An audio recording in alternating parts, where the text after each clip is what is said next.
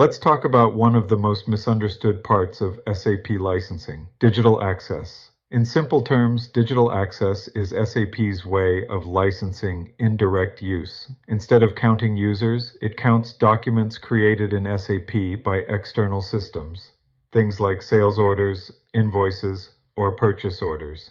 There are 9 of these document types, and every time an external app triggers one, it counts toward your license.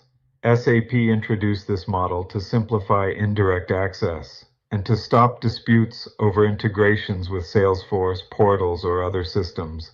But here's the key insight. Digital access didn't simplify costs. It just changed where they show up. Many companies find that while the model is clearer, it can become very expensive if document volumes are high or not properly tracked. That's why measurement is critical. Use SAP's LabU2 tool or the Digital Access Estimation tool to analyze document counts before SAP does. It's the difference between being prepared and being audited. If you joined SAP's old DAP program, you might have received discounted conversion terms.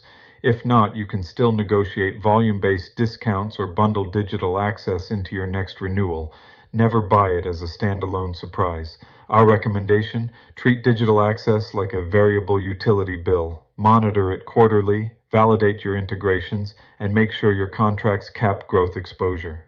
At Redress Compliance, we help clients benchmark digital access pricing, identify cost risks, and negotiate better terms before they sign anything. If you're unsure how SAP's digital access rules apply to your environment, contact us.